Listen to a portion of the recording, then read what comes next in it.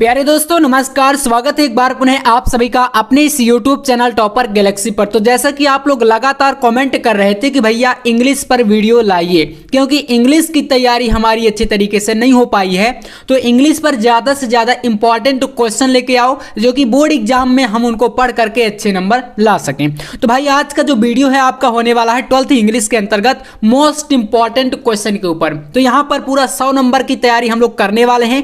Video थोड़ा सा long होगा क्योंकि मैं आपको अक्सर ऐसे वीडियो ही प्रोवाइड कराता हूं जिसमें कि पूरे के पूरे इंपॉर्टेंट टॉपिक हो, मतलब कि पूरा जो पेपर का पैटर्न है उसके अनुसार जितने भी क्वेश्चन आते हैं सारे के सारे क्वेश्चन एक वीडियो में हो जाएं, तो इसलिए वीडियो थोड़ा सा लॉन्ग बन जाता है। तो चलिए आज की इस वीडियो में यहां पर करते हैं हम लोग यहाँ पर 12th इंग्लिश में जो 100 नंबर है, 100 में आप लोग किस टाइप से 95 प्लस स्कोर करेंगे, यानी 95 प्लस आप लोग ला सकते हैं।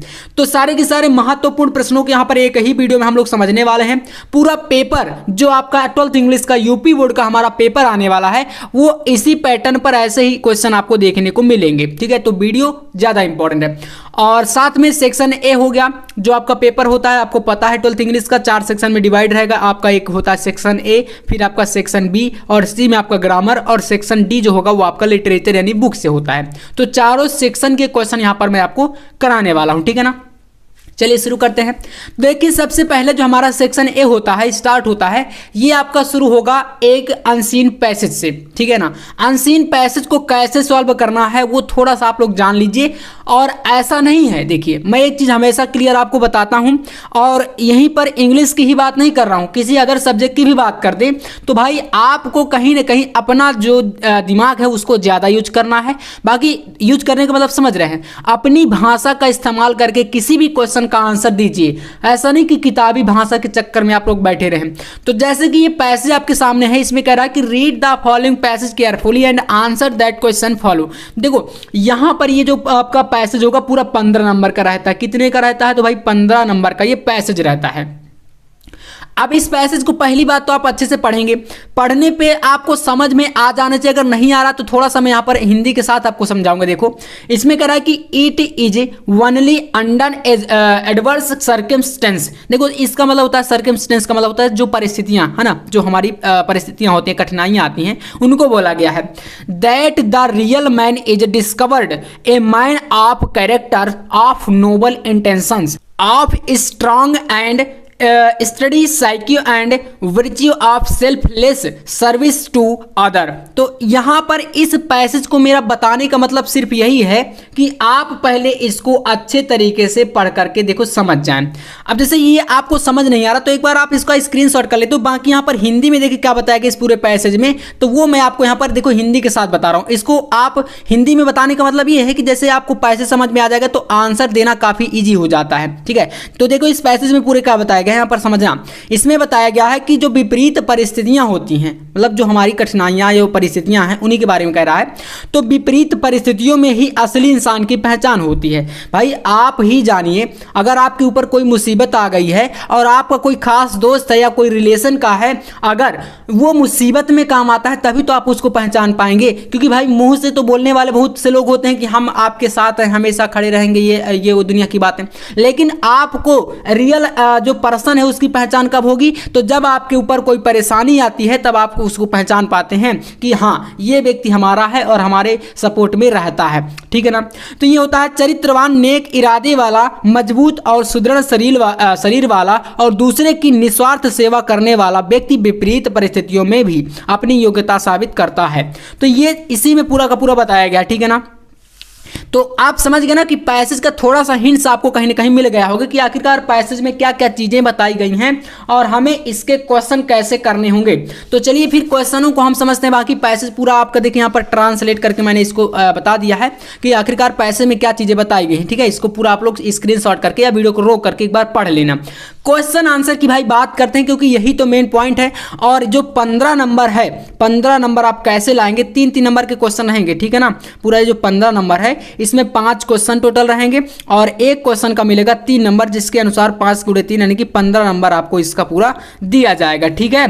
तो देखो पहला क्वेश्चन आपके सामने है।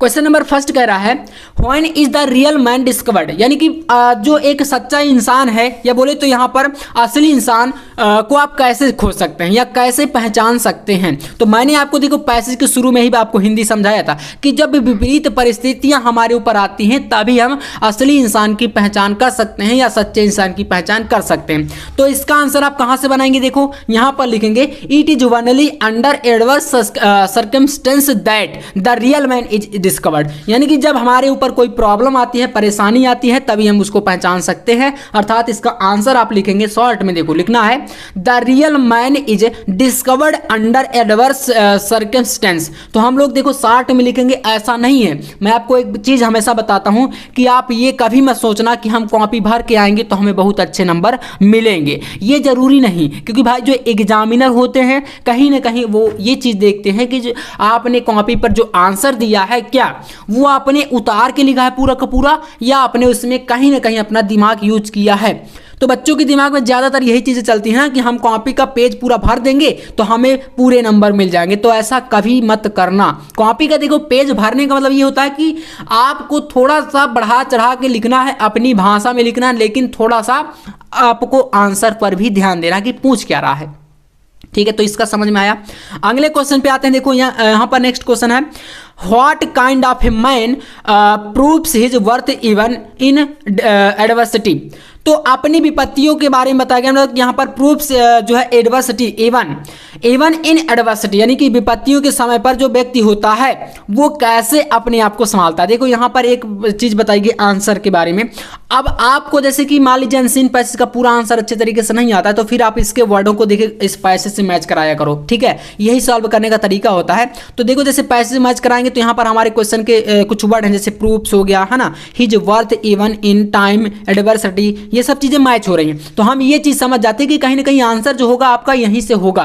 तो इतना करने के बाद आप अगर थोड़ा सा, जब आपको थोड़ा सा अच्छे से आए तो फिर आप लोग अच्छे से करेंगे, लेकिन जब नहीं आता तब ये चीजें उतारने वाली होती हैं। तो जैसे इसका आंसर आप यहां पर देखो लिखा है a man of character noble intention strong and steady psyche virtue of selfless service to other proves his worth at time of adversity. तो इसका आंसर ये होगा, मतलब व्यक्ति का चरित्र अच्छा होना चाहिए, है ना, दयालुतापूर्ण होना चाहिए, मजबूत होना चाहिए। ठीक है, सारी चीजें सेल्फलेस मतलब कि निस्वार्थ भाव से समाज की सेवा करने वाला व्यक्ति होना चाहिए। हमेशा लोगों की विपत्तियां जो होती हैं, विपत्तियों में काम आने वाला व्यक्ति होना चाहिए, वही महान है। और आज के टाइम पर ऐसे बहुत कम लोग मिलते हैं, आपने देखा होगा। तो इस प्रकार से देखो इसका आंसर हो गया ना। यहाँ पर नेक्स्ट क्वेश्चन देखो who can conquer his mission. तो इसका आंसर आपके सामने यहाँ पर हो गया, देखो a person with strong will and firm determination can achieve his goal। ठीक है ना, तो ये इसका आंसर हो गया। अगला क्वेश्चन देखो, यहाँ पर 3 क्वेश्चन हो चुके हैं, 3 नंबर के, तो यहाँ से 9 नंबर आपका मिल जाएगा। इसी के साथ डी नंबर देखो, explain in your on word the underline portion in the passage. यानी क्वेश्चन कह रहा है, जैसे हिंदी में क्वेश्चन आता है ना कि अंडरलाइन पोर्शन जो होता है ना, रेखांकित अंश बोलते हैं जिसे हिंदी में, तो वैसे यहां पर करा कि एक्सप्लेन करो, व्याख्या करो किसकी, तो अंडरलाइन पोर्शन की। वैसे इस पैसेज में मैंने अंडरलाइन नहीं किया, लेकिन मान लो कि कहीं ना कहीं आपको अंडरलाइन दे दी, जैसे यहां पे कर दिया, इससे अंडरलाइन कर देगा इस प्रकार से, है ना, 2-3 लाइनों पर ऐसे। तो इसका क्या करना होगा, आपको फिर व्याख्या करनी पड़ेगी। ये होता है रेखांकित अंश, जैसे हिंदी में आता है। ठीक है ना, तो ये व्याख्या करने के लिए आता है। तो यहाँ पर आप लोग किसी भी चीज का एक्सप्लेन कर सकते हैं, जैसे कि इसमें क्या चीजें बताई गई हैं जहां पर मतलब अंडरलाइन रहेगा। तो जैसे यहाँ पर अंडरलाइन नहीं है तो इसमें आप देख लो कहाँ से व्याख्या करी गई। तो लिखा गया कि the inner man wakes up means when the spiritual and intellectual part of a man wakes up. तो इसका ये आपका हो जाएगा भाई आंसर। ठीक है ना, चलिए तो नेक्स्ट देखते हैं अगला क्वेश्चन। ई नंबर पे आते हैं। अब ये 5वां क्वेश्चन है, इसमें आपके 1-1 नंबर के क्वेश्चन 3 क्वेश्चन रहेंगे। ठीक है, अभी तक हमारा ये 3-3 नंबर का क्वेश्चन था पूरा का पूरा, लेकिन अब जो क्वेश्चन आएंगे वो आपके 1-1 नंबर के रहेंगे 3 क्वेश्चन। जैसे पहला क्वेश्चन यहाँ पर देख सकते हैं, कहा गया है which word in the passage is the opposite of selfish. Selfish का अपोजिट क्या है जो कि इस पैसेज में ये वर्ड आया है, तो इसका अपोजिट भाई हो जाएगा सेल्फलेस, है ना। सेल्फिश मतलब होता है स्वार्थी, है ना, स्वार्थी व्यक्ति। और अगर बात करें सेल्फलेस की तो निस्वार्थ बोलेंगे, निस्वार्थी, है ना। तो यहां पर एक दूसरे के क्या है भाई, ये अपोजिट है। ठीक है, तो ये आपका इसका अपोजिट हो गया। इसी प्रकार से देखो अगला क्वेश्चन है which word in the passage means misery. तो माइजरी का अपोजिट भाई क्या होगा यहाँ पर पैसेज में, माइजरी का मतलब, सॉरी अपोजिट नहीं पूछ रहा है, मीन्स माइजरी, तो इसका हो जाएगा भाई एडवर्सिटी, ठीक है ना, ये आपका इसका आंसर है।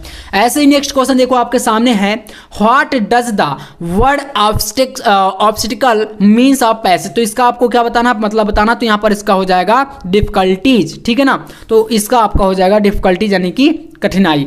तो इस प्रकार से पूरा 15 नंबर का जो पैसेज था हमने देखा, 5 क्वेश्चन हमने किए, ठीक है ना, पूरे के पूरे कितने क्वेश्चन करे हैं हम लोग, तो यहाँ पर पूरे क्वेश्चन हमने किए 5, जो कि 3 नंबर के क्वेश्चन थे, और यहाँ पर हमें मिलेंगे इसके करने पर 15 नंबर, ठीक है ना। तो इतना जब कर देंगे तो पूरा 15 आपको मिल जाता है। अब इसके बाद यहाँ से स्टार्ट होता है देखो सेक्शन बी।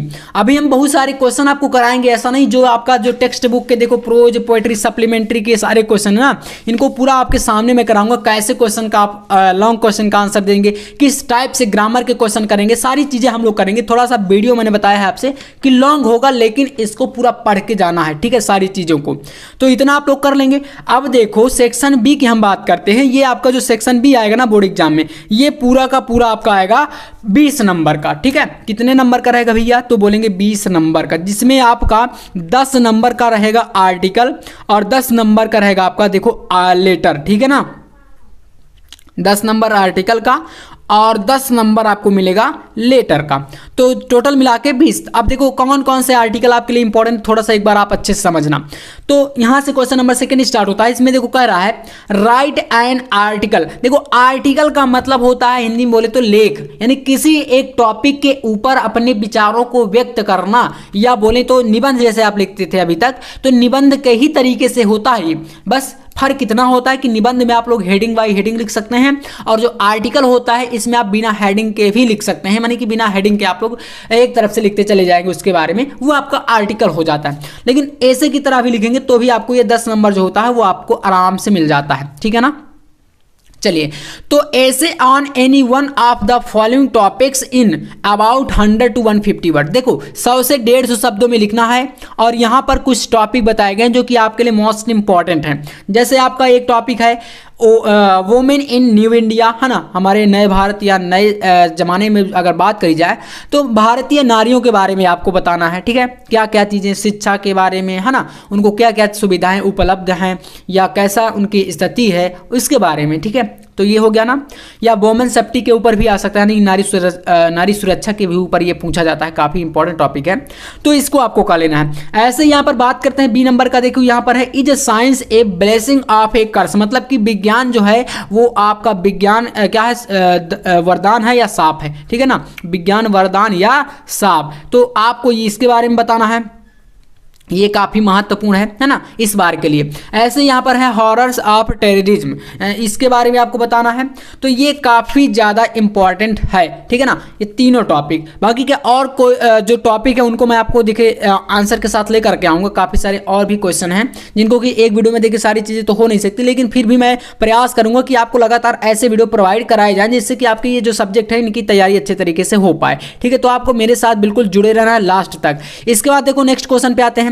अगले जो क्वेश्चन है भाई बहुत ज़्यादा इंपॉर्टेंट है आपके लिए, 10 नंबर का यहाँ पर ये टॉपिक आपका हो जाएगा। अब इसके बाद जो 10 नंबर बचेगा वो आपका लेटर या जो एप्लीकेशन आता है ना उससे से आता है। बोलेंगे भैया एप्लीकेशन नहीं आता, लेटर आता है। जी हाँ, लेटर भी आता है, लेकिन इसमें कहीं ना कहीं आपका एप्लीकेशन भी रख देता है, कभी कभी ऐसा होता है, ठीक है ना। और प्रीवियस ईयर पेपर में आपको जब प्रोवाइड कराता हूँ उसमें आप देखेंगे जब क्वेश्चनों को तो आपको पता भी चलेगा। मैंने आपसे कई बार कहा है ना कि इन नोट्स में जो मैं नोट्स आपको प्रोवाइड कराता हूँ बहुत सारे बच्चों ने इसको परचेस किया है, तो इनमें मैं आपको बता देता हूँ कि वहाँ पर जो प्रीवियस ईयर पेपर के सेट रहेंगे उससे बहुत ज़्यादा आपको हेल्प मिलेगी, ठीक है। उससे ये आइडिया लगता है कि क्वेश्चन किस लेवल के आते हैं और कहाँ से आर्टिकल, कहाँ से लेटर, मतलब हर एक सब्जेक्ट के अलग अलग नोट्स दे रहा हूँ मैं, तो आप चाहें तो ले सकते हैं।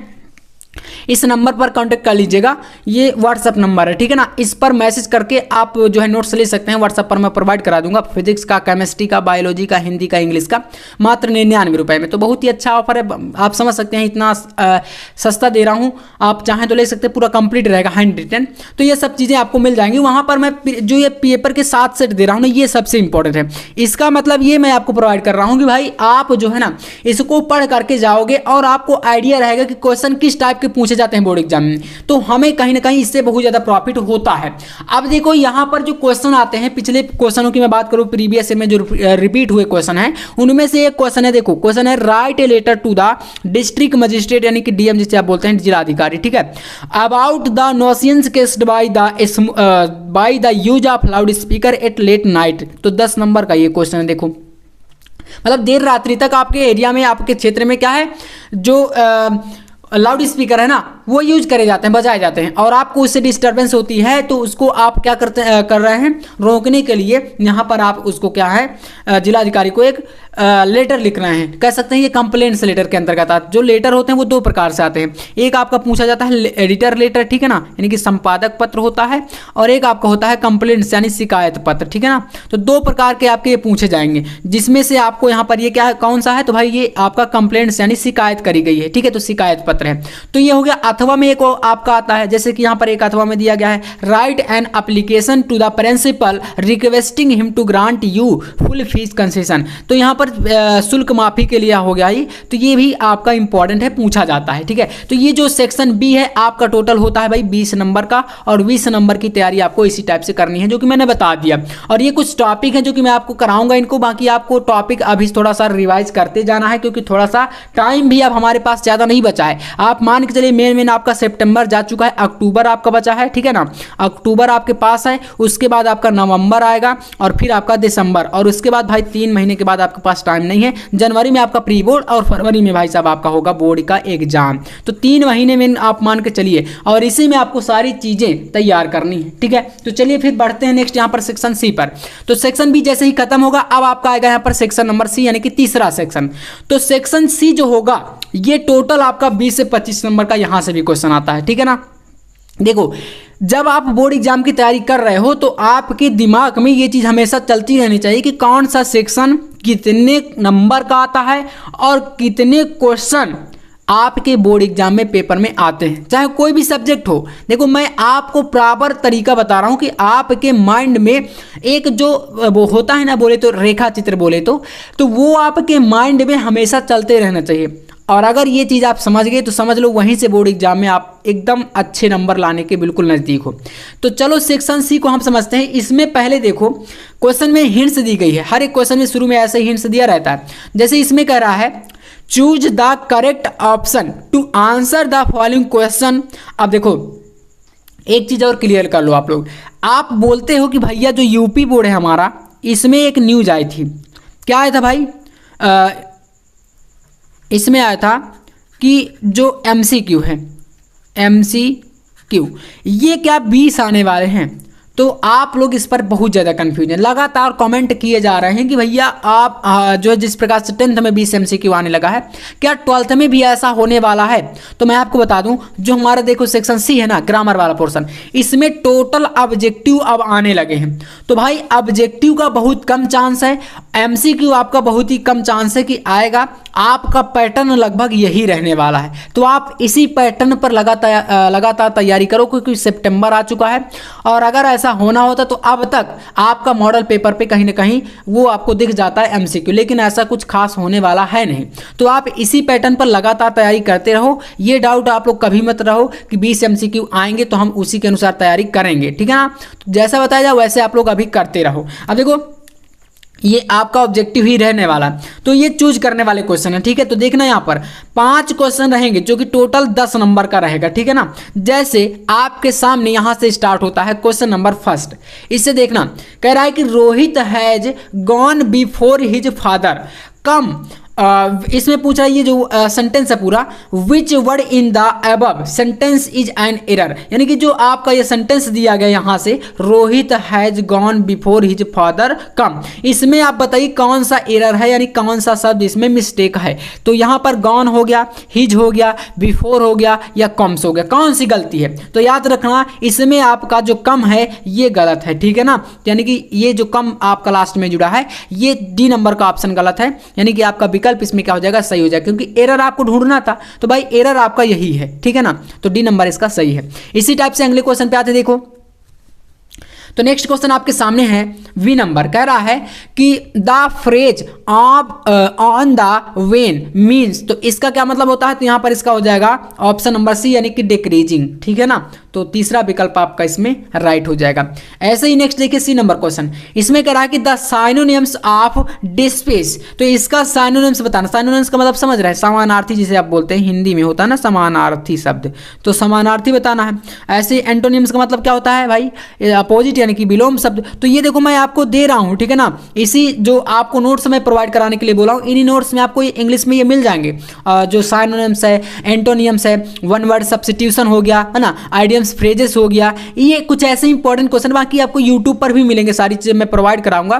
तो आप अगर ये नोट्स देंगे तो वहाँ पर ऑल सब्जेक्ट में तो ये चीज़ें मिलेंगी ही, बाकी आपको और भी चीज़ें यूट्यूब पर भी मैं प्रोवाइड कराता रहूँगा। हमेशा आपको ये लिए इंपॉर्टेंट से इंपॉर्टेंट क्वेश्चन यूट्यूब पर मिलते रहेंगे, ठीक है ना। तो चलो इसका भाई आप बताओ यहाँ पर साइनोनिम्स क्या होता है डिस्पाइज का, तो यहाँ पर इसका राइट आंसर हो जाएगा ऑप्शन बी यानी कि हेट, ठीक है ना। तो इसमें आप लोग हेट कर लीजिएगा, हेट मतलब क्या होता है, घृणा, तो ये आपका राइट हो जाएगा। ऐसे नेक्स्ट क्वेश्चन पे आते हैं, देखो यहाँ पर नेक्स्ट क्वेश्चन क्या कह रहा है, अगले क्वेश्चन पे कह रहा है कि एंटोनियम्स बताओ। जैसे यहाँ पर साइनोनिम्स था वैसे यहाँ पर एंटोनियम्स, ये सारे क्वेश्चन 2-2 नंबर के हैं, ठीक है, याद रखना 2-2 नंबर के, 2-2 नंबर का सारा ऑब्जेक्टिव, तो 5 ऑब्जेक्टिव रहेगा जो कि टोटल 10 नंबर का रहेगा। तो इसका देखो एंटोनियम्स यहाँ पर किसका, तो सर्वर का एंटोनियम्स क्या होता है भाई, तो यहाँ पर इसका आपका हो जाएगा ऑप्शन नंबर इसमें लगाओ आप ए में, ठीक है ना, मिल्ड, तो इसका भाई मिल्ड होगा यानी ऑप्शन पहला, ठीक है ना, फर्स्ट ऑप्शन। इसी प्रकार से देखो यहाँ पर है and you favour to place one relative in lucky relative post is called, तो इसको क्या बोलते हैं, तो भाई यहाँ पर ये वन वर्ड सब्स्टिट्यूशन का है। इसमें 4 ऑप्शन है जिसमें आपको लगाना है ऑप्शन नंबर डी में नेपोटिज्म में, ठीक है ना, नेपोटिज्म, तो ये आपका जो है राइट आंसर हो जाएगा। तो इस टाइप से भाई आपके कितने हो गए 10 क्वेश्चन, सॉरी 5 क्वेश्चन, कितने नंबर के, तो 10 नंबर के। तो ये चीज़ आपकी क्लियर हो गई ना कि आखिरकार जो ऑब्जेक्टिव आते हैं आपके दिमाग में चलता रहता। अब बताओ 10 नंबर का ऑब्जेक्टिव पहले से पूछा जाता था पुराने पैटर्न पर, तो अब कहाँ चांस है यार, 20 नंबर का वैसे भी ऑब्जेक्टिव ज़्यादा से ज़्यादा पूछ सकता था, लेकिन 10 यहाँ पर आ गया और 20 नंबर का टोटल ऑब्जेक्टिव पूछेगा, तो ऐसा यूपी बोर्ड में तो पॉसिबल मुझे नहीं लगता। क्योंकि देखो यूपी बोर्ड में जो क्वेश्चन होते हैं वो अदर बोर्ड से बहुत ही स्टैंडर्ड लेवल के रखे जाते हैं। भाई मैं आपको रियली बता रहा हूँ, यहाँ पर क्वेश्चन थोड़ा सा हट के रखे जाते हैं। अदर बोर्ड में आप चले जाओ, यहाँ पर कहीं ना कहीं रिक्त स्थान जो आप बोलते हैं फिलिंग द ब्लैंक्स, इस टाइप के क्वेश्चन आते हैं ना, सही मिलान वगैरह, लेकिन अब यहाँ पर ऐसा नहीं होता, यहाँ पर पेपर थोड़ा सा हार्ड आता है, इसलिए ऐसा पॉसिबल बहुत ही कम मुझे लग रहा। अब देखो यहाँ से आओ, यहाँ पर अगला क्वेश्चन देखो आपके सामने दिया गया है जिसमें कह रहा है चेंज एनी वन। देखो अब क्वेश्चनों पर ध्यान देना, क्वेश्चनों को बहुत ध्यान समझना।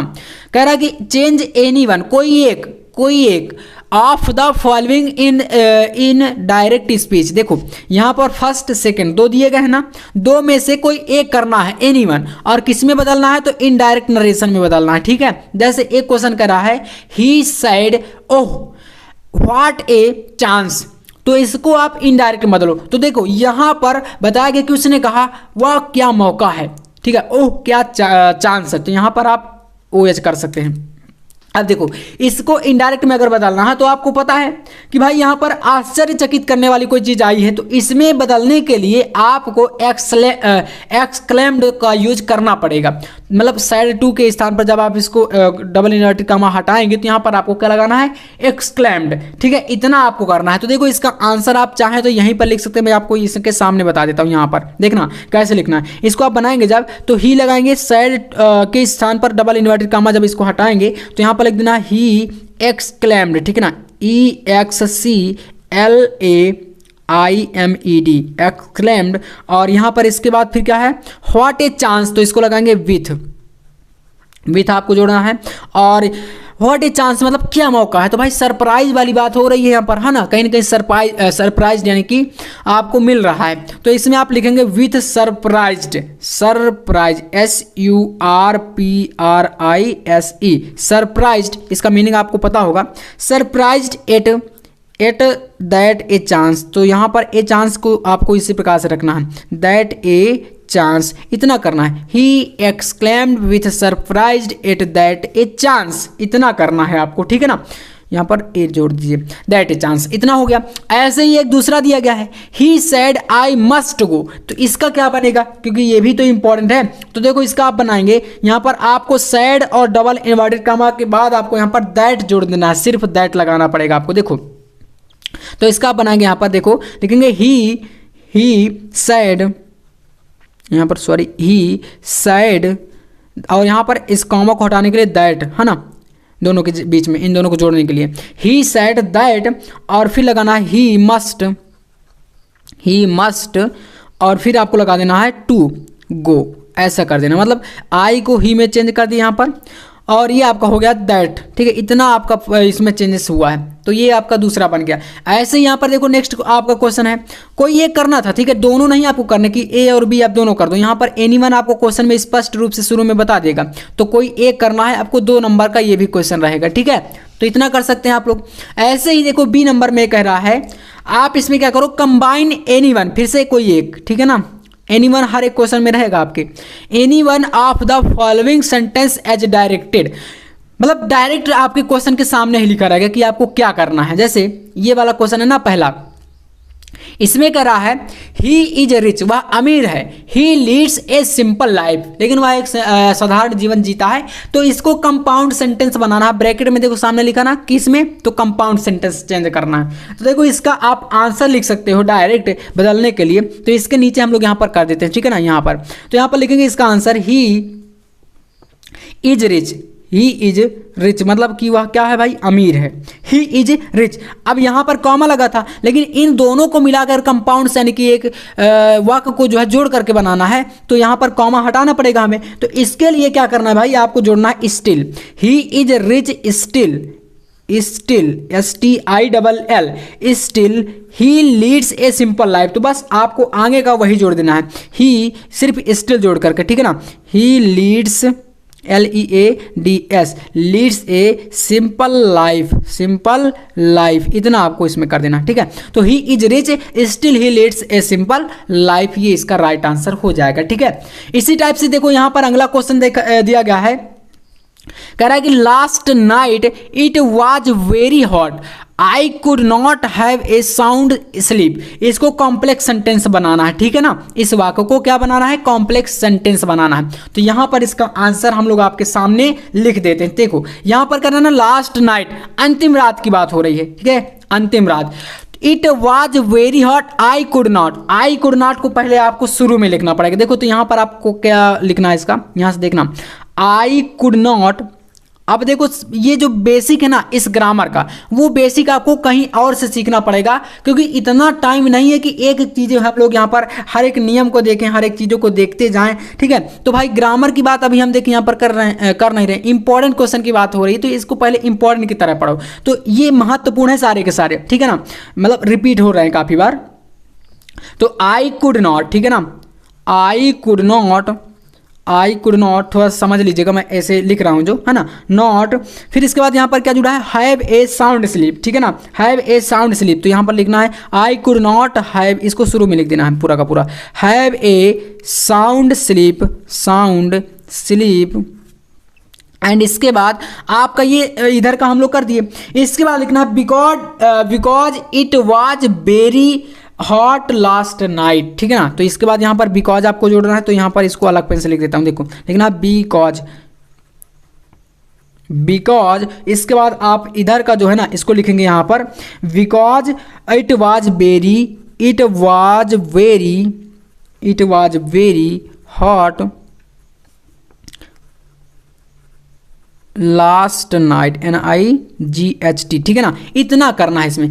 I could not have a sound sleep because it was very hot last night, इसका ये कॉम्प्लेक्स सेंटेंस बन गया, ठीक है ना, यानी कि जो सेकंड वाला ये वाक्य था, इस सेकंड वाले वाक्य का आपका ये क्या है, कॉम्प्लेक्स सेंटेंस है, ठीक है। तो ये समझ में आ रहा है, ऐसे बनाना है आपको, तो कोई एक ही करना था आपको। अब जैसे सी नंबर क्वेश्चन पे आ जाओ, कह रहा ना ट्रांसफॉर्म एनीवन, फिर से एनीवन आपका यहाँ पर आ गया, anyone of the following is direct. अब देखो यहाँ पर क्वेश्चन है she is more intelligent than any other girl in the class into superlative degree. देखो इस सेंटेंस को आपको सुपरलेटिव डिग्री में चेंज करना है, ठीक है ना। तो चलो फिर इसको बदलते हैं, कैसे बदलना पड़ेगा। देखो आपको बताएगा कि सी इज मोर इंटेलिजेंट, वो बहुत होशियार है, than any other girl in the class, यानी क्लास में जितने भी लड़कियां हैं उनसे सबसे ज्यादा होशियार है, ठीक है। किसी एक की बात हो रही है, इसको सुपरलेटिव डिग्री में बदलना। तो देखो यहां से आंसर समझना, इसका आंसर क्या होगा, इसमें लिखते हैं यहां पर।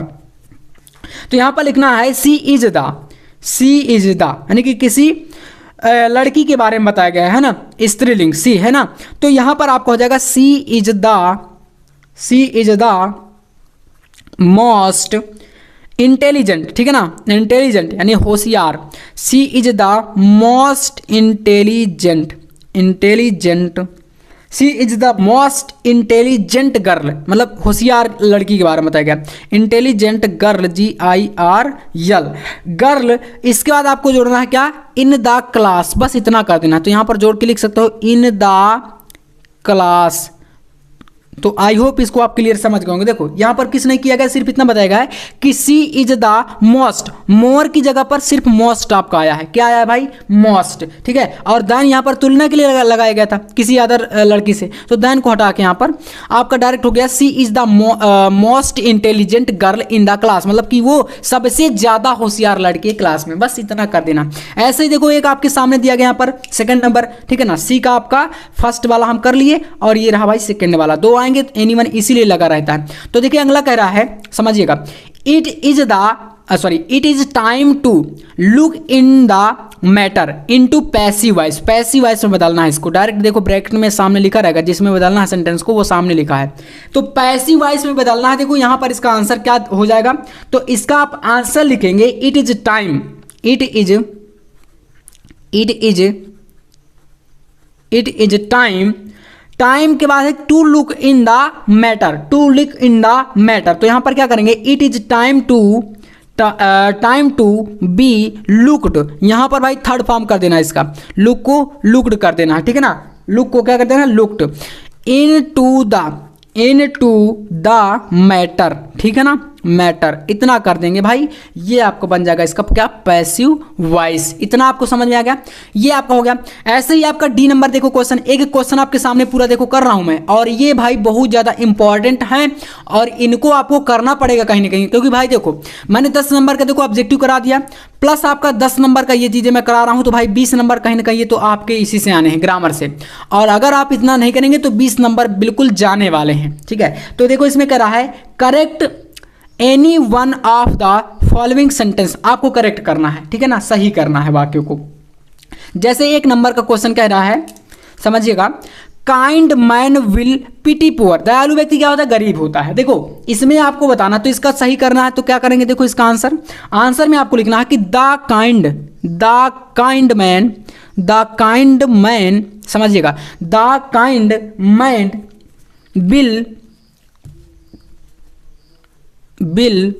The kind man will pity, क्या होता है भाई, यहां पर पुअर होता है, पिटी ऑन द पुअर, ठीक है, ये हो गया। ऐसे दूसरा वाला है, आई वेंट आउट फॉर वॉक, मैं घूमने के लिए गया। तो यहां पर इसको क्या बनाएंगे, देखो तो यहां पर आपको लिखना है आई वेंट आउट, ठीक है ना, मतलब बाहर। तो I went out to walk, इतना आपको कर देना, आउट टू वॉक, ये इसका आपका करेक्ट हो गया। तो फर्स्ट और ये सेकंड दोनों में से कोई एक करना था, मैंने दोनों को बता दिया। इसका आपको 2 नंबर, सारे क्वेश्चन मतलब 2-2 नंबर के रहेंगे, जितने भी क्वेश्चन रहेंगे, ठीक है ना। तो आई होप आप लोग समझ रहे होंगे सारे क्वेश्चनों को बहुत ही अच्छे तरीके से।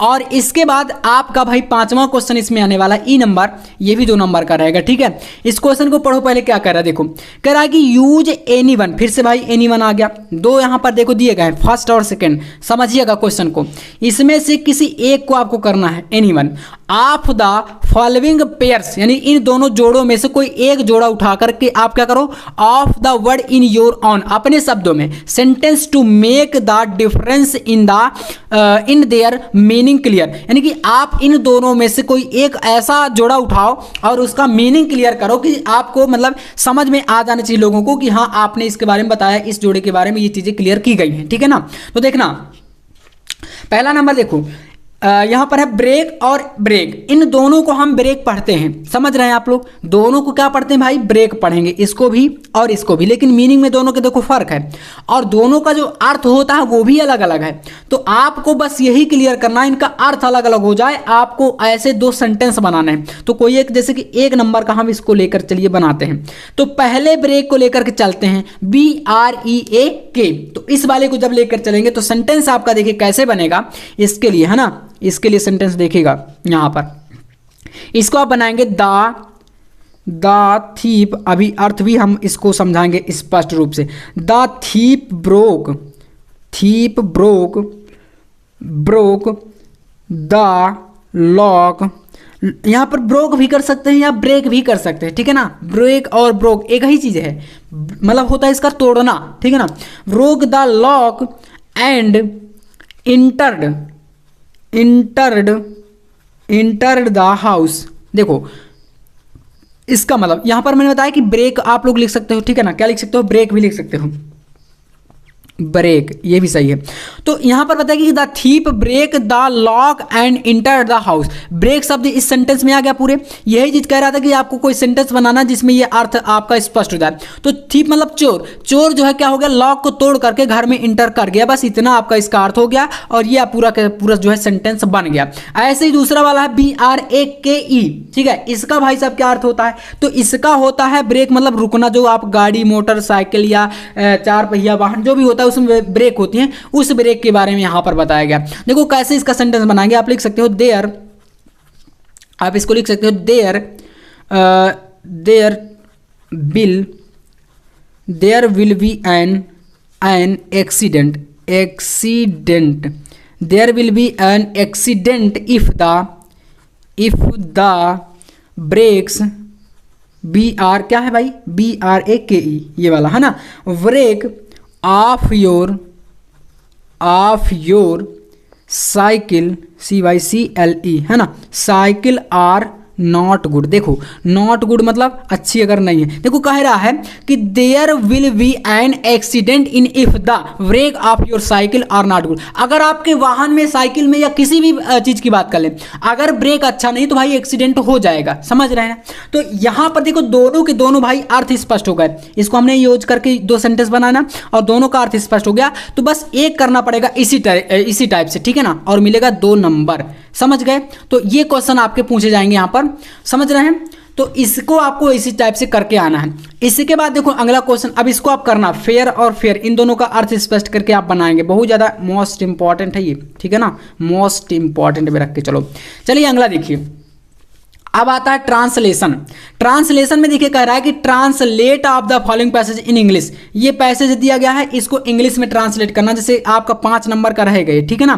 कह रहा है कि हम परिवर्तन के दौर में रह रहे हैं, किंतु कुछ ऐसी चीजें हैं जिनका स्थायित्व, ताजगी और आकर्षण कभी खत्म नहीं होता। भारत एक ऐसा ही देश है, एक ही समय पुरातन और नवीन देश के नालंदा, तक्षशिला और विक्रमशिला जैसे विद्यालयों का समृद्ध इतिहास रहा है। तो इसको कैसे ट्रांसलेट करेंगे, देखो यहां पर आपके सामने ट्रांसलेशन भी है, कह रहा है हम परिवर्तन के दौर में रह रहे हैं, तो इसका आप बनाएंगे यहां पर वी आर मतलब हम, है ना, हम सब लोग जितने भी मतलब इस टाइम पर जिंदा हैं बोले तो, वी आर लिविंग इन ए इरा, इरा का मतलब होता है युग या दौर, दौर बोल सकते हैं या युग बोल सकते हैं हिंदी में, है ना।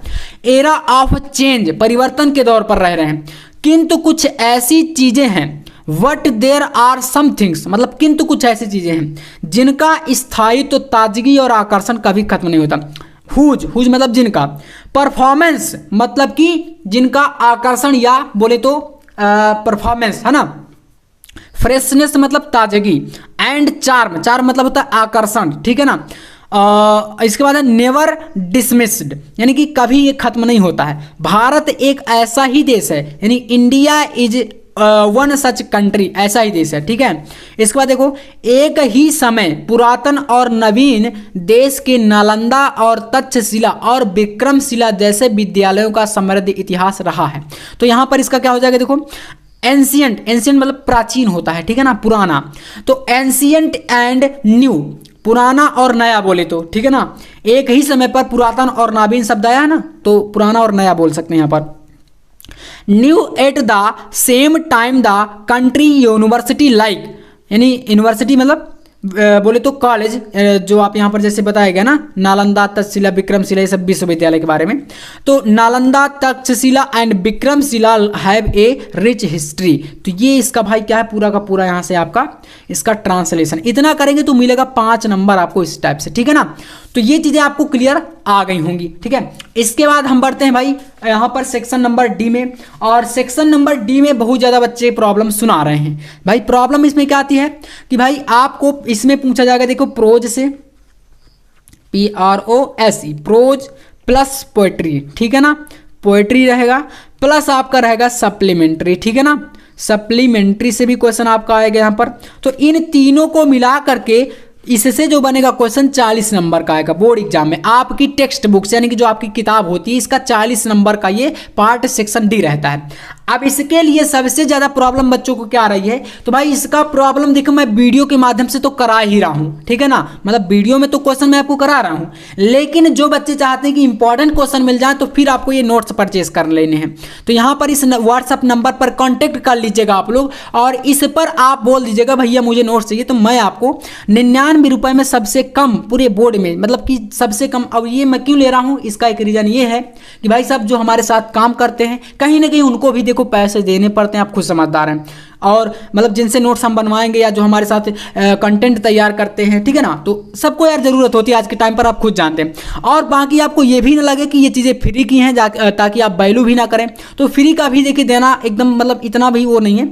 बाकी जो बच्चे कुछ ऐसे हैं तो उनको तो यूट्यूब पर भी सारी चीज़ें अवेलेबल है, आप समझदार हैं, तो आप ले सकते हैं। बहुत ही हल्का पड़ जाता है, 20-20 रुपए के लगभग हर एक सब्जेक्ट का, तो आप इसमें जो है कांटेक्ट कर सकते हैं। बाकी इसके बाद देखो यहाँ पर इसके क्वेश्चन कौन कौन से इंपॉर्टेंट है और कैसे इनके आंसर देने होते हैं, और कितने नंबर के कौन सा क्वेश्चन आता है, वो थोड़ा सा आप लोग देख लीजिए। सेक्शन डी के बारे में देखो, लिटरेचर यानी कि बुक से है, और ये तीनों पोर्शन रहेंगे। इसमें क्वेश्चन नंबर देखो 7 है, यहाँ पर समझना थोड़ा सा अच्छे से।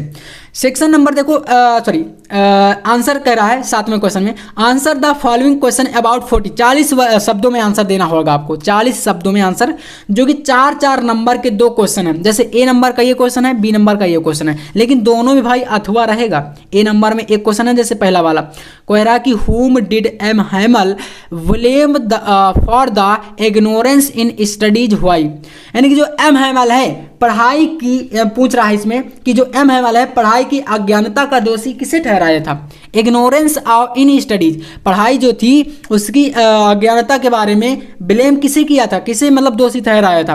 तो इसका आंसर देखिए कैसे लिखना है, आंसर के बारे में आओ। 4 नंबर का है ये क्वेश्चन। 4 नंबर में देखो आंसर आपको कैसे किस टाइप से देना है वो थोड़ा सा आप लोग समझने का प्रयास करेंगे। आपको लिखना है इसमें आंसर, देखिएगा फर्स्टली यानी पहले, for the ignorance in studies M Hamel blame the student because. सबसे पहले एम हैमल ने, एम हैमल कौन थे भाई, एक टीचर थे, समझ लीजिएगा। देखो कहीं ना कहीं आपको चीज़ों को थोड़ा सा हिंदी में समझना बहुत ज़्यादा इंपॉर्टेंट है। हमेशा मैं कहता हूँ जितने भी हिंदी मीडियम के स्टूडेंट हैं सबसे बड़ी प्रॉब्लम उनकी होती है भाई इंग्लिश में चीज़ों को समझ नहीं पाते, और फिर आप लोग कमेंट करते हैं, या फिर भाई कमेंट देखो करने से कुछ होना नहीं, आप जानते हैं मैं आपको चीज़ें हमेशा अपनी तरफ से अच्छी प्रोवाइड कराऊंगा, प्रयास करता रहूँगा, लेकिन कहीं ना कहीं अगर चीज़ों को आप समझ नहीं पाएंगे तो भाई क्या ही मतलब होगा, ठीक है ना। तो प्रयास करो समझने का, जो चीज़ें मैं बताता हूँ उसके अनुसार आप पढ़ो, और फिर देखो बोर्ड एग्जाम में नंबर कैसे नहीं आता है, ठीक है ना। पूरा एक्सपीरियंस के साथ यार चीज़ें बता रहा हूँ आपको, ठीक है। तो देखो इसका answer, firstly for the ignorance in study M Hamel blamed the student, सबसे पहले स्टूडेंट को ब्लेम किया। बिकॉज मतलब ब्लेम मतलब क्या होता है भाई, दोषी ठहराना। Because the delay the study then he blame their parents, सबसे पहले छात्रों को ब्लेम किया एम हैमल ने, यानी टीचर थे जो। उसके बाद उन्होंने उनके पेरेंट्स को ब्लेम किया, यानी दोषी ठहराया उनके माता पिता को। क्यों, who prepared them to work on a from farm or at the mills, यानी कि बच्चों को वो पसंद कर रहे थे कि जब वो काम करते थे तो उनके माता पिता की गलती थी भाई, वो काम करा रहे थे तो उनको भी ब्लेम किया गया, यानी दोषी ठहराया गया पढ़ाई से रिलेटेड। इसके बाद उन्होंने क्या किया, and then he blamed himself, उसके बाद उन्होंने खुद को भी दोषी ठहराया। क्यों भाई साहब खुद को दोषी ठहराया, क्योंकि to for giving them holidays, क्योंकि वो लोग उनको जो है छात्रों को छुट्टी देते थे, ठीक है। तो इस प्रकार से जो एम हेमल थे उन्होंने छात्रों को भी ब्लेम किया, मतलब दोषी ठहराया पढ़ाई से रिलेटेड, उसके बाद माता पिता को भी ब्लेम किया और उसके बाद खुद को भी ब्लेम किया, यानी दोषी ठहराया। तो ये इसका देखो आंसर है। आई होप आप लोग इसका आंसर समझ गए होंगे। बाकी कुछ वर्ड हैं जिनको समझना पड़ेगा और हिंदी में अगर आप समझ गए तो आप अपने से भी लिख सकते हैं। अब बताओ इस क्वेश्चन में चीज़ें आपको क्लियर हो गई ना भाई? यही तरीका होता है, हमेशा मैं आपसे कहता हूं कि हिंदी मीनिंग के साथ पढ़ो। आप देखिएगा आंसर कैसे नहीं आता है यार, आप प्रयास तो करो। चलो देखो इसके बाद यहाँ पर आपका अथवा में एक क्वेश्चन है, तो आप चाहें तो ये वाला कर सकते हैं या तो इसको कर सकते हो, दो में से एक क्वेश्चन है। What was Douglas condition after getting escaped from the pool? तो ये सेकंड नंबर है। इसी के साथ भाई बी नंबर का क्वेश्चन एक दिया गया, देखो बी नंबर में कह रहा है who was the rattrap seller? Rattrap seller कौन था? चूहेदानी बेचने वाला वो कौन था, है ना? And how did he make them? और वह चूहेदानी को कैसे बनाता था? अथवा में भी एक क्वेश्चन है। तो चलो इसका आंसर देखो। पहले इसका आंसर आप लिखेंगे यहां पर B number, there was a person who was a peddler, यानी कि जो पेडलर था, फेरी वाला था या चूहेदानी का जो मतलब व्यापारी था, वो एक फेरी वाला जो है व्यक्ति था। And use the wander here and there selling rat trap, और वो यहाँ वहाँ जा जा करके रेड ट्रैप यानी कि चूहेदानी बेचता था या व्यापार करता था। एंड इसके बाद देखो he was the red trap seller, and वह क्या था भाई साहब? वो चूहेदानी वाला जो था। एंड ही मेड, और वो बनाता था, क्या बनाता था? दोज रेड ट्रैप हिमसेल्फ, खुद से बनाता था भाई चूहेदानी को, है ना? जो वो मतलब बेचने जाता था वो खुद से उनको बनाता था। अब देखो बनाने के बाद क्या करता था, कहाँ कहाँ से बनाता था? From the material he made those from the material he got by beginning in the store और एट द विग फार्म, मतलब वो जो भीख मांगता था या इधर उधर जा जाके स्टोर से चीज़ों को सामान को इकट्ठा करता था, वही सब चीज़ों से मिला करके वो क्या करता था? वो ये अपना जो चूहेदानी वाला व्यापार था इसको किया करता था, ठीक है ना? तो ये आपका इसका आंसर देखो 4 नंबर में इतना लिखना, यहां से लेकर के इतना, ठीक है ना, फार्म तक, ये आप इतना लिख दोगे 4 नंबर आपका फिक्स हो जाएगा। तो उम्मीद करूंगा 4 नंबर वाले जो क्वेश्चन है आपके ये क्लियर हो रहे होंगे भाई, ऐसे ही इनको करना है, ठीक है। अथवा में जैसे एक क्वेश्चन आपके सामने आ रहा है, इसमें क्या कह रहा है देखो, और करके why did Rajkumar Shukla want to meet Gandhi ji, यानी कि जो राजकुमार शुक्ला थे वो गांधी जी से क्यों मिलना चाहते? तो भाई इसका एक स्टोरी है, आप अच्छे से पढ़ेंगे तो आपको समझ में आ जाएगा।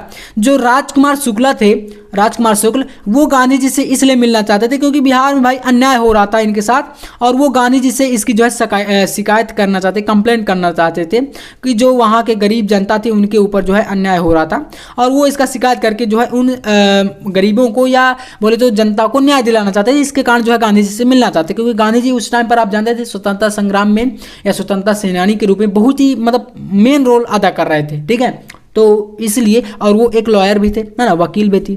तो ये आपका इसका क्वेश्चन का आंसर आपको खुद से फाइंड करना है। क्वेश्चन मैंने बता दिया, काफ़ी ज़्यादा ये इंपॉर्टेंट है। तो यहाँ से भाई साहब ये आपके जो शॉर्ट वाले क्वेश्चन, या ये कितने क्वेश्चन थे भाई? 4 क्वेश्चन, जिसमें 4 में से 2 करने हैं, अथवा में हर एक क्वेश्चन रहेगा, और ये क्वेश्चन जो होंगे शॉर्ट के होने वाले हैं, यानी कि जिन्हें आप लघु उत्तरी बोलते हैं। अब यहाँ पर प्रोज में देखिए लॉन्ग उत्तर भी, लॉन्ग के क्वेश्चन भी आते हैं, यानी कि जिन्हें आप दीर्घ उत्तरी बोलते हैं। दीर्घ उत्तरी में आओ, ये क्वेश्चन जो होंगे 7 नंबर के होंगे, और कोई एक करना पड़ेगा आपको, ठीक है ना। जैसे क्वेश्चन को पढ़ो, कह रहा है आंसर एनीवन, ये आपका आ गया देखो एनीवन शब्द, इन पर ज़्यादा ध्यान देना है। Answer anyone of the following question about 80 words, 80 शब्दों में लिखना है, और एक क्वेश्चन करना है 2 में से, और 7 नंबर उसका आपको मिलेगा। जैसे क्वेश्चन आपके सामने क्या भाई, पहला क्वेश्चन दिया गया है what incidence did Douglas face at the pool, what was its effect on his life, ये क्वेश्चन है आपके सामने पहला वाला। इसी टाइप से एक और क्वेश्चन आपके सामने सेकंड नंबर देखो दिया गया है, how was Gandhi ji able to influence lawyer give instance, ठीक है ना, इंस्टेंस। तो ये आपका बी नंबर क्वेश्चन है। 2 क्वेश्चन रहेंगे, 2 में से एक करना है, मिलेगा पूरा 7 नंबर, ठीक है। ये क्वेश्चन जो आएंगे वो लॉन्ग के रहेंगे। तो समझ गए ना लॉन्ग का और शॉर्ट का क्या पैटर्न रहने वाला है। इसके बाद भाई साहब अब आपका शुरू होता है यहाँ से क्वेश्चन नंबर 9, और आप बोले तो पोएट्री, ठीक है ना। ये जो चल रहा था अभी तक प्रोज था, अब यहाँ से स्टार्ट होता है पोएट्री, ठीक है ना, पोएट्री। अब पोएट्री में समझना क्या चीज़ें आती हैं पोइट्री में। आपका सबसे पहले एक स्टैंजा आएगा, ठीक है ना, एक पैसेज आएगा। जैसे यहाँ पर कह रहा है read the following extract carefully and answer the question that follow. ये 6 नंबर का पहले एक आएगा स्टैंजा, ठीक है ना, स्टैंजा पूछेगा। स्टैंजा की आंसर कैसे देना है वो मैं आपको करके अभी बताने वाला हूँ। ये जो पैसेज है इसके अनुसार, पैसेज कहाँ से दिया गया देखो, इसको पढ़ो पहले और पढ़ करके आप समझ भी जाओगे, और इसके क्वेश्चन के आंसर कैसे देने हैं वो आपको मैं करके बताता हूँ। देखो यहाँ पर है ये वाला, a things of beauty is a joy forever, its loveliness increases, it will never pass into the nothingness but will keep a bower quiet for us and a sleep full of sweet dreams and health and quiets breathing. ये भाई साहब है आपका a things of beauty chapter से, a things of beauty chapter से, ठीक है। और इस चैप्टर से देखो क्वेश्चन आपको कैसे करने हैं, किस टाइप से रहेगा, पूरा 6 नंबर का आता है स्टैंजा है ना, 2-2 नंबर के 3 क्वेश्चन रहेंगे। कितने क्वेश्चन? 3 क्वेश्चन। जैसे एक क्वेश्चन पहला देखो, इसका आंसर हम अभी देते हैं। क्वेश्चन पूछ रहा है what is a joy for ever.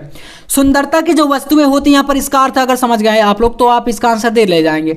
A things of beauty is a joy forever, यही इसका आंसर है। यानी कि ए थिंग्स ऑफ ब्यूटी यानी कि सुंदरता की जो वस्तुएं होती हैं वो हमेशा के लिए आनंदमय होती हैं। तो बस इसका आंसर आप लोग यहाँ से उतार दो डायरेक्ट, मतलब उतारने के लिए मैं कभी नहीं बोलता, लेकिन आपको आंसर यहाँ पर इसका इतना ही देना है, ठीक है ना। तो आंसर में आपको लिखना है ए थिंग्स ऑफ ब्यूटी, यहाँ से समझना, a things of beauty, a things of beauty is a joy, joy मतलब होता है आनंदमय, है ना, जॉय फॉर एवर हमेशा के लिए आनंदमय देने वाली, ठीक है ना। तो ये इसका आपका पहले का आंसर हो जाएगा, ठीक है। इतना करने पर आपको मिलेगा कितना, मिलेगा 2 नंबर, ठीक है ना, 2 नंबर इतना करने पर। इसी टाइप से नेक्स्ट क्वेश्चन पे आ जाओ। देखो तो क्वेश्चन आपको देखो 3 ही रहेंगे, ऐसे ही कोई भी पैसेज आ जाएगा, और ये पैसेज इंपॉर्टेंट है a things of beauty chapter से, और एक जो आपका चैप्टर है माई मदर 866 भाई साहब, पहला वाला, ठीक है ना, माई मदर 866, ये बहुत ज़्यादा महत्वपूर्ण चैप्टर है, इससे सेंट्रल आइडिया भी आने का चांसेस है और स्टैंजा भी, ठीक है। तो चलो नेक्स्ट पे आते हैं।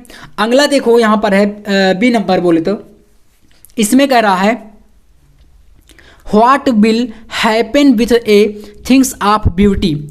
ये देखो यहाँ पर आपका पूछ रहा है कि ए थिंग्स ऑफ ब्यूटी मतलब सुंदरता जो होती है वो क्या होती है। तो इसका आंसर आप देंगे a things of beauty will never pass into nothingness, यानी जो सुंदरता की वस्तुएं होती हैं वो कभी भी शून्यता की ओर नहीं जाती। यहाँ पर कह रहा है ना इट्स लव लाइनेस इंक्रीजेज, इसकी प्यार की रेखाएं हमेशा बढ़ती हैं, it will never pass into nothingness, ये कभी भी शून्यता की ओर नहीं जाती। तो यहाँ से इसका आंसर आप देखो लिखेंगे, कैसे लिखना है आंसर भाई इंपॉर्टेंट है, क्योंकि भाई अनसीन पैसेज होता है तो आप कर ले जाते हैं, लेकिन ये पैसेज जो होता है इसको आप नहीं कर पाते। इसका रीजन क्या है, इसमें भाई कविता होती है और आप समझ नहीं पाते कि करना क्या है आखिरकार। तो इसमें देखो लिखना है a things of beauty, a things of beauty will never pass into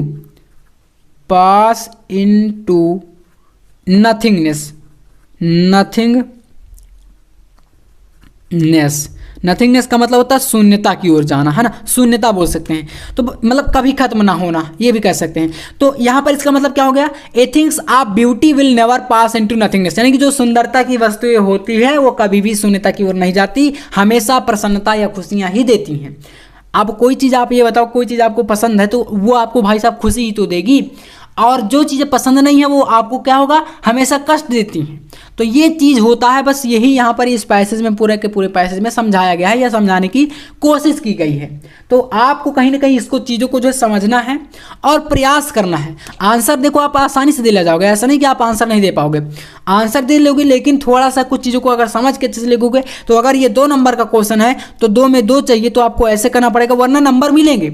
आप क्वेश्चन को देखें और क्वेश्चन के वर्ड को मिलाए, जॉय फॉर एवर लिखा है भाई साहब, हम समझ लिए जॉय फॉर एवर यहाँ पर लिखा है, तो आप इतना तो दिमाग लगा लेंगे कि यहाँ से उतार दें। अगर मान लीजिए कि यहाँ तक उतार नहीं पाते हैं, आप और सोच ले गए कि यार ज़्यादा से ज़्यादा उतार दे तो ज़्यादा नंबर मिलेगा, तो आप मान लीजिए यहाँ तक भी उतार दिए तो भाई नंबर मिलेगा, लेकिन जो 2 नंबर का क्वेश्चन था आप ज़्यादा लिख देंगे तो 1 नंबर मिलेगा। समझ रहे हैं। जो बच्चे बोलते हैं ना कि ज़्यादा लिखने पर ज़्यादा नंबर मिलेंगे, कॉपी भर देंगे तो ज़्यादा नंबर मिलेगा, मैं शुरू से अंत तक कहता हूँ कि कभी भी आप एग्जामिनर की जो आंखें होती हैं उन पे झूल झोंकने का काम मत करना, वरना अगर दिमाग खराब हुआ तो फिर वहाँ से नंबर काटना शुरू हो जाते हैं। तो इसलिए कहता हूँ किसी भी क्वेश्चन का आंसर दो, एक्यूरेट तरीके से दो, बिल्कुल आसान शब्दों में लिखो, ताकि वो जो एग्जामिनर है वो कभी भ्रमित ना हो और आपकी कॉपी को अच्छे तरीके से वो चेक करें और अच्छे नंबर आपको प्रोवाइड कराएं, ठीक है ना। तो बस जितना पूछा जाए क्वेश्चन में उतना लिखो, ज़्यादा बढ़ा के लिखने की ज़रूरत नहीं है और ना ही धोखा देने की ज़रूरत है।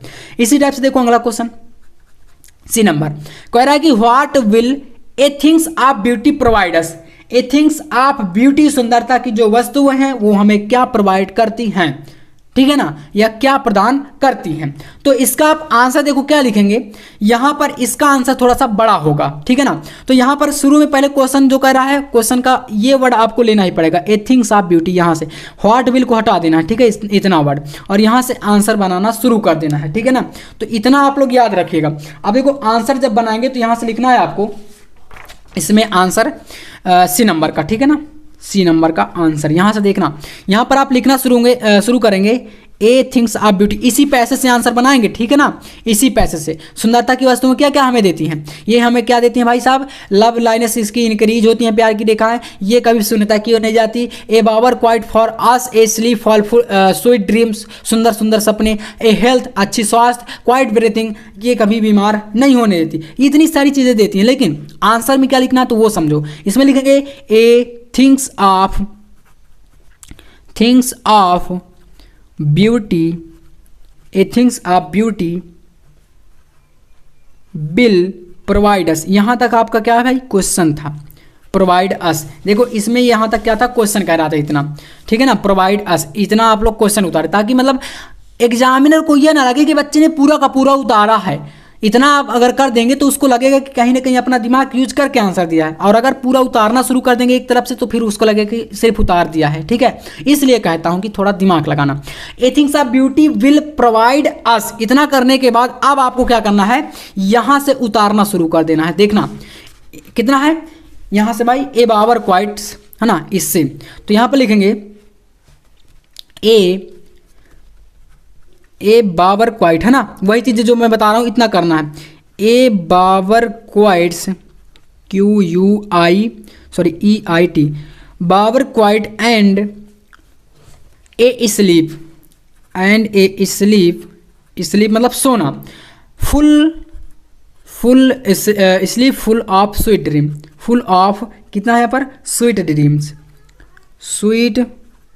Sweet dream. अब यहाँ पर थोड़ा सा मैं लिखने में जल्दी कर रहा हूँ तो आप अच्छी राइटिंग में लिखना है, ठीक है ना। स्वीट ड्रीम्स एंड फिर क्या है, एंड सॉरी ए नहीं है, क्वाइट, QUIET है ना, क्वाइट IET, यहाँ पर क्वाइट ब्रीथिंग, BREATHING, इतना कर लेना, ठीक है ना। तो क्वाइट ब्रीथिंग, इतना इसका क्या हो जाएगा, आंसर हो जाएगा, ये आपका इसका बन जाएगा तीसरे वाले का। तो बस यहाँ पर यही थोड़ा सा बड़ा था और इसमें कुछ नहीं करना, उतारा वही चीज़ें गया, मैंने आपको बता दिया कि ये जो आपका इतना था, a things of beauty of will provide us, इतना करने के बाद यहाँ से चीज़ें को जो है उतारा गया है, ठीक है ना, पूरा पैसे से। इतना कर देंगे 2 नंबर यहाँ से आपको फिक्स हो जाएगा, या बोले तो मिल जाएगा। अब देखो यहाँ से आता है सेंट्रल आइडिया। तो सेंट्रल आइडिया भाई कौन कौन से इंपॉर्टेंट है, देखो ये 4 नंबर का आएगा बोर्ड एग्जाम में, है ना। तो कीपिंग क्वाइट हो गया, ए थिंग्स ऑफ ब्यूटी, और इसको आप छोड़ दो, इसको मत करना, आप कर लेना पहला चैप्टर, माई मदर एट 66, इस बार बहुत ज़्यादा इंपॉर्टेंट रहेगा, ठीक है ना। पहला वाला और कीपिंग क्वाइट और ए थिंग्स ऑफ ब्यूटी, तीनों को करके जाना। अगर 3 कर लोगे तो फिर आपका कहीं से टेंशन ही नहीं जाएगा, सेंट्रल आइडिया का पूरा फिक्स नंबर मिलेगा आपको, है ना। तो इसको जरूर आप लोग कर लेना। और बाकी आपको देखो सेंट्रल आइडिया के ऊपर, या बोले तो प्रोज पोएट्री सप्लीमेंट्री के इंपॉर्टेंट क्वेश्चन के ऊपर, ये सब कुछ आपको इन नोट्स में मिल जाएगा, ठीक है ना। मैं नोट्स में सारे क्वेश्चन रख दिया हूँ, कुछ क्वेश्चन कम थे जिनको कि मैं जो है ऐड करके ये सारा कुछ कंप्लीट कर दिया हूँ। तो ये ऑल सब्जेक्ट का पूरा आपको 99 रुपये में मिल जाएगा। तो इसको आप जो है इस नंबर पर 9511470534 इस व्हाट्सएप नंबर पर मैसेज करके आप वो नोट्स परचेज कर सकते हो, ठीक है ना, मात्र 99 रुपीज़ में all subject, physics, chemistry, biology, Hindi, English. तो इसमें हैंड रिटन भी रहेगा और प्रीवियस ईयर के क्वेश्चन पेपर भी रहेंगे साथ सेट। तो इसको कर लीजिएगा। तो सेंट्रल आइडिया का 4 नंबर यहाँ से फिक्स हो जाएगा। इसके बाद भाई साहब स्टार्ट होता है आपका क्या, यहाँ से सप्लीमेंट्री, ठीक है, विस्तास। देखो इसमें भी प्रोज की तरह क्वेश्चन आएंगे, जैसे कि 2 क्वेश्चन आपके शॉर्ट के रहेंगे, जिसमें से देखो अथवा दोनों में रहेगा। तो जैसे 4-4 नंबर के ये क्वेश्चन रहेंगे, 8 नंबर के शॉर्ट वाले क्वेश्चन, ठीक है। जैसे है who was psychiatrics and what did he tell about the third level, यानी क्वेश्चन पूछ रहा है कि जो मनोचिकित्सक था, साइकेट्रिक का मतलब होता है मनोचिकित्सक, है ना, जो मनोविज्ञान जानते हैं, है ना, लोगों के मन की बातें या बोले तो ऐसा। तो मनोचिकित्सक कौन था और वह उसने तीसरे स्तर के बारे में क्या बताया था। यहाँ पर कहना ना, what did he tell about the third level के बारे में क्या बताया था और वो था कौन। तो देखो इसका आंसर आप यहाँ पर लिख सकते हो, यहाँ पर आंसर भी मैंने बताया है। Sam was the Charlie psychiatrist friend, यानी कि जो मनोचिकित्सक था वो कौन था भाई, तो वो सैम चार्ली का मित्र था। कौन था, उसका मित्र था। And he had believed that Charlie, और वो चार्ली के ऊपर क्या था भाई, बिलीव करता था। Had got the whims of third levels as a walking dreams wish fulfilment, he had been only day dreaming side by side, he revealed that the third level was still there in reality. Charlie was upset from his dull life. तो ये इसका answer हो जाएगा। इसी के अथवा में एक क्वेश्चन देखो दिया गया है, how did doctor Sadao operate the white man. ये आपका अथवा में है, तो आप चाहें तो इसको कर लेंगे या इसको, क्योंकि यहाँ पर कोई एक ही आपको करना होता है, ठीक है। अथवा वाले क्वेश्चन छोड़ दिए जाते हैं एक क्वेश्चन को। ऐसे ही देखो यहाँ पर बी नंबर क्वेश्चन देखो, कह रहा है कि who was mister Lamb, mister Lamb कौन था, and how did Derry comes in his contact. तो यहाँ पर मिस्टर लैम के बारे में, तो इसको बी नंबर का आंसर देख लेना, ये आपका बी नंबर का आंसर है। यहाँ पर से दिया गया है, mister Lamb was an old man, वो एक पुराना या बूढ़ा व्यक्ति था, विथ 18 legs, है ना। His real legs was blown off years ago during the wars he lived in a big house and he had no family, यानी उसका कोई परिवार नहीं था, वो बड़े से घर में रहता था। As Derry was walking through Mr. Lamb garden, he felt the place isolated. So he got into the garden by climbing over the wall. In this way, he got into his contact. तो ये भाई इसका हो जाएगा, है ना, answer. आप यहाँ से शॉर्ट के क्वेश्चन समाप्त हो जाएंगे 8 नंबर के। एक क्वेश्चन 7 नंबर का जो लॉन्ग का आता है वो आपका यहाँ पर आएगा, और इसमें कह रहा है कि आंसर एनीवन, कोई एक कर देना है आपको। लास्ट क्वेश्चन रहेगा पूरे पेपर का, ये भाई साहब लास्ट क्वेश्चन रहने वाला, ठीक है ना, लास्ट का। इसमें कह रहा है, पहला देखो क्वेश्चन है, व्हाट डिड द एस्ट्रोलॉगर, यानी कि भविष्यवाणी जानने वाला कौन था, tell when the tiger king के बारे में उसने क्या कहा था जब वो जन्म लिया था, ठीक है। ऐसे यहाँ पर give the character sketch of dairy का करेक्टर स्केच यानी चरित्र चित्रण करना है। तो दो क्वेश्चन है, ए और बी, दो में से कोई एक कर दो और मिलेगा इसका आपको 7 नंबर। तो इस टाइप से पूरे इंग्लिश के आपको 100 नंबर का पेपर में मैंने पूरा बता दिया कि कौन से क्वेश्चन को कैसे सॉल्व करना है। और अगर आज का वीडियो आपको अच्छा लगा हो तो वीडियो को लाइक कर देना, चैनल पर नए तो सब्सक्राइब करके जाना।